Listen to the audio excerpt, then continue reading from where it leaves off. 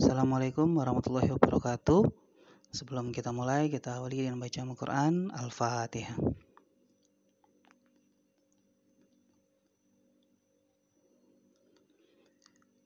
Hari ini di mata kuliah data mining, agenda kita adalah kita akan bahas sekilas tentang data mining, di mana yang akan kita bahas hari ini kita bicara tentang definisi dari data mining, kemudian kebutuhan akan data mining, kemudian ilmu-ilmu apa saja yang berkaitan dengan data mining, dan terakhir di mana saja kita bisa terapkan data mining ini. Nah, untuk definisi sendiri saya sudah dapatkan ada 4 definisi, di mana definisi ini keempat-empatnya mempunyai definisi yang berbeda, tapi nanti kita akan coba rangkum menjadi satu kesimpulan untuk definisi ini. Nah, untuk definisi pertama, data mining adalah proses yang mempekerjakan satu atau lebih dari teknik-teknik pembelajaran komputer atau machine learning, di mana digunakan untuk menganalisa dan mengekstraksi pengetahuan di dalam sebuah kumpulan data secara otomatis. Nah, jadi di dalam data mining ini nanti itu akan kita gunakan satu atau lebih dari teknik-teknik. Jadi di dalam data mining ini banyak sekali nanti teknik, metode, algoritma yang bisa kita gunakan. Nah, boleh kita gunakan satu atau boleh lebih dari satu kita gunakan. Nah, kemudian tujuannya adalah untuk mengekstraksi, menganalisis pengetahuan tersebut yang ada di dalam sebuah kumpulan data secara otomatis. Nah, kemudian untuk definisi yang kedua, data mining merupakan proses iteratif dan interaktif untuk menemukan pola atau model yang baru yang bermanfaat dan dapat dimengerti dalam sebuah database yang sangat besar atau masif database. Nah, kata kuncinya adalah ada iteratif dan interaktif. Jadi proses dalam data mining ini itu iteratif atau berulang. Kemudian adanya interaksi nanti. Nah, jadi adalah iteratif berulang dan adanya interaksi. Nah, jadi nanti yang akan kita dapatkan itu adalah sesuatu yang baru, model atau pola yang baru dari sebuah database yang sangat besar. Nah, kita bicara database bukan database biasa, tapi database yang sangat besar atau massive database. Nah, kemudian yang ketiga definisinya adalah data mining merupakan serangkaian proses untuk menggali nilai tambah dari sebuah kumpulan data berupa pengetahuan yang selama ini tidak bisa diketahui secara manual dari kumpulan data tersebut. Nah, artinya kita menggali sesuatu. Data mining artinya kita menggali, menambang data. Berarti kita menggali data. Apa yang kita gali? Ya, mencari sesuatu yang bisa dimanfaatkan. Biasanya nanti outputnya adalah pengetahuan. Nah, di mana kita menggali? Kita menggali di dalam sebuah database. Kita menggali sesuatu dalam sebuah database. Nah, kemudian nanti yang selama ini tidak bisa kita lakukan secara manual. Nah, jadi memang kita tahu database selama ini ya memang untuk media penyimpanan data saja. Nah, makanya muncul istilah data mining, muncul sesuatu yang bisa untuk dilakukan proses menggali sesuatu di dalam sebuah database tadi. Nah, kemudian di definisi yang keempat, kita bicara perangkat lunak analisis data. Nah, menemukan pola dan relasi data agar dapat digunakan untuk membuat prediksi yang tepat.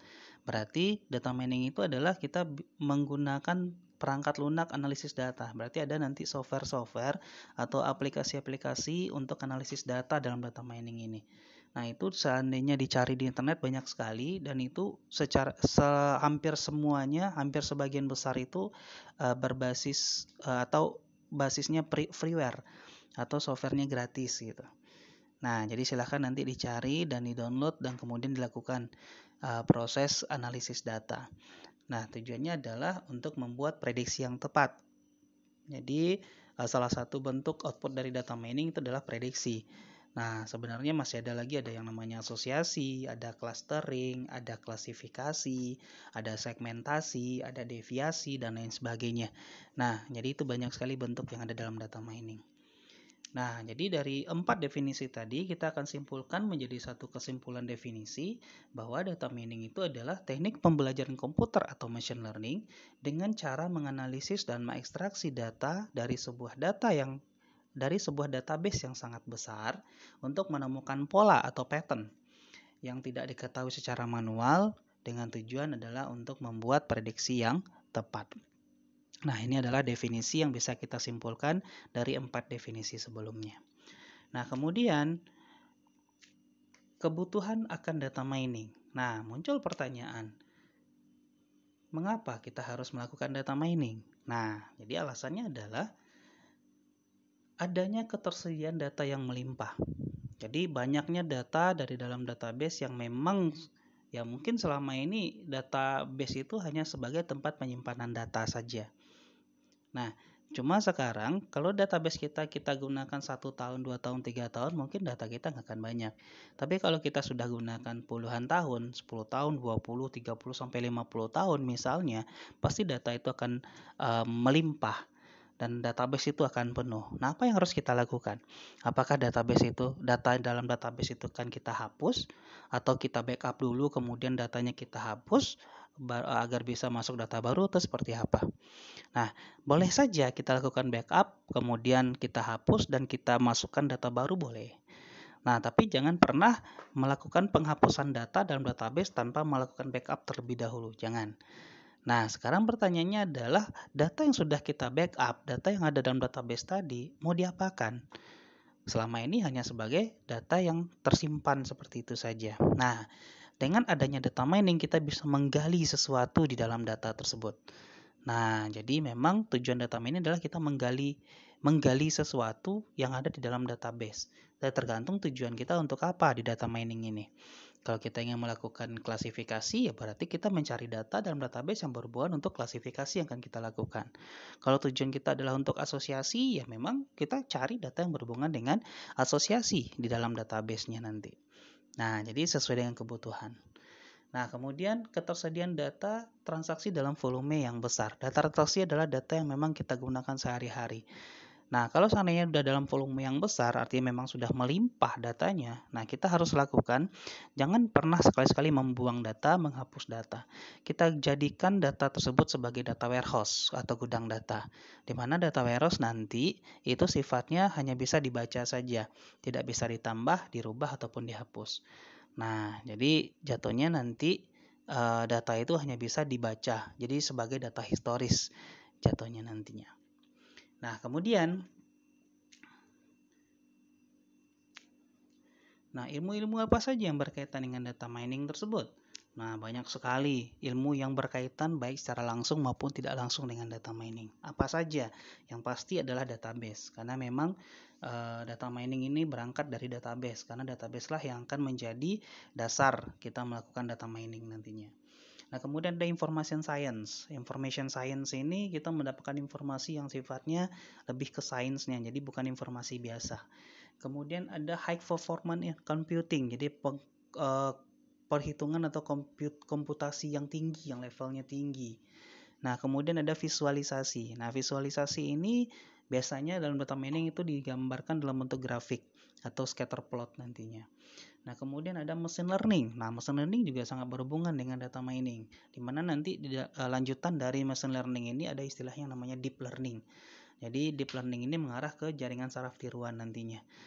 Kemudian ada statistik. Nah, statistik nggak bisa lepas dari data mining, karena memang data mining juga sendiri berangkat dari ilmu statistik. Jadi, artinya bisa dibilang data mining ini combine dari database, ambil data dari database, lakukan pengolahan dengan ilmu statistik nantinya. Jadi memang ada hitung-hitungan di dalam data mining ini. Nah, kemudian ada artificial neural network, jaringan saraf tiruan, kemudian mathematical modeling atau pemodelan matematik, kemudian ada information retrieval atau sistem temu balik informasi, juga ada information extraction atau ekstraksi informasi dari database nanti, dan terakhir juga ada pattern recognition atau pengenalan pola. Nah, jadi ini adalah ilmu-ilmu yang berkaitan baik secara langsung maupun tidak langsung dengan data mining. Nah, kemudian di mana saja data mining ini kita bisa terapkan? Nah, sebenarnya data mining ini bisa saja di mana saja kita terapkan, di mana saja. Selama objeknya atau tempat kita menerapkan itu punya masalah, dan masalah tersebut bisa kita gunakan atau bisa kita selesaikan dengan menggunakan salah satu teknik dalam data mining. Cuma yang paling banyak digunakan itu adalah di bidang keuangan dan perbankan. Nah, kemudian di bidang manajemen perusahaan misalnya. Nah, itu banyak sekali data mining digunakan. Nah, jadi penerapan data mining ini pertama di market analysis and management atau analisa dan manajemen pasar. Nah, ini terkait dengan pemasaran, keuangan dan pemasaran nantinya. Kemudian yang kedua itu corporate analysis and risk management. Jadi untuk analisa perusahaan dan manajemen risiko dalam sebuah perusahaan. Nah, kemudian nanti juga bisa kita gunakan untuk fraud detection and mining unusual pattern. Jadi artinya untuk mendeteksi penipuan dan juga untuk mengenali pola yang tidak biasa. Nah, jadi biasanya ini adalah di perbankan kita bisa terapkan nih. Nah, kita lihat satu persatu. Nah, market analysis and management. Biasanya data mining digunakan untuk pemasaran. Kemudian manajemen hubungan pelanggan atau customer relationship management. Kemudian analisa pasar, cross-selling, dan segmentasi pasar. Nah, di mana nanti untuk target pemasaran itu kita bisa menemukan kelompok pelanggan yang memiliki karakteristik yang sama. Itu bisa kita gunakan clustering. Nah, kemudian untuk menentukan pola pembelian pelanggan, itu bisa kita gunakan asosiasi nantinya. Nah, kemudian analisa keranjang belanja. Nah, menemukan hubungan antar produk, adanya relasi produk ini sering dibeli dengan produk yang mana. Nah, itu bisa kita gunakan asosiasi nanti. Kemudian profiling pelanggan, menentukan jenis pelanggan yang seperti apa dan pelanggan tersebut suka membeli barang yang seperti apa. Jadi kita bisa gunakan clustering dan klasifikasi nanti di sini. Nah, kemudian analisa kebutuhan pelanggan, mengidentifikasi produk terbaik untuk berbagai kelompok pelanggan misalnya salah satunya. Nah, jadi memang fokus untuk pelanggan. Jadi bagaimana kita mendapatkan pelanggan baru. Nah, itu juga bisa kita gunakan data mining. Nah, kemudian yang kedua itu kita ke perusahaan. Jadi untuk corporate analysis and risk management. Nah, di dalam perusahaan seperti apa? Kita bisa melakukan perencanaan keuangan dan evaluasi aset. Nah, itu bisa dengan data mining. Contohnya analisa dan prediksi arus kas misalnya salah satunya. Kemudian untuk evaluasi aset. Kemudian untuk cross sectional and time series untuk bagian keuangannya.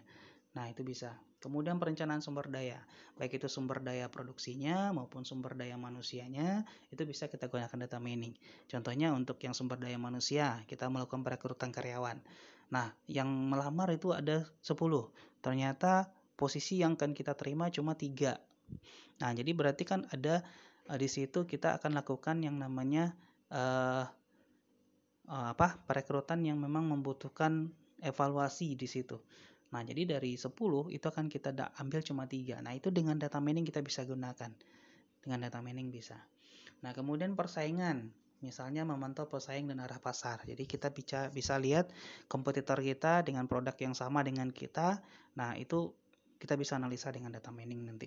Apakah produk yang kita punya itu bisa lebih laku di pasaran atau produk kompetitor kita lah yang lebih laku di pasaran. Itu dengan data mining bisa kita analisa nantinya.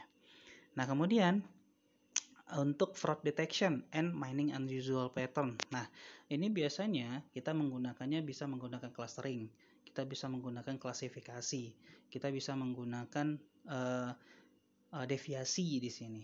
Nah, kemudian diterapkan di bidang apa saja? Yang pasti di bidang keuangan dan perbankan. Ini sangat banyak sekali.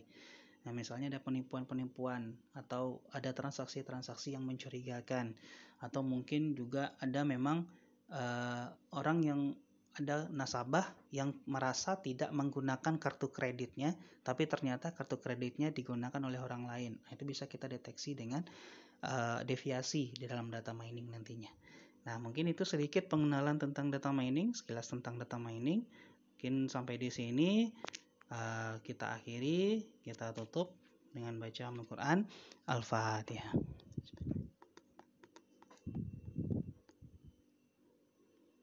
Assalamualaikum warahmatullahi wabarakatuh.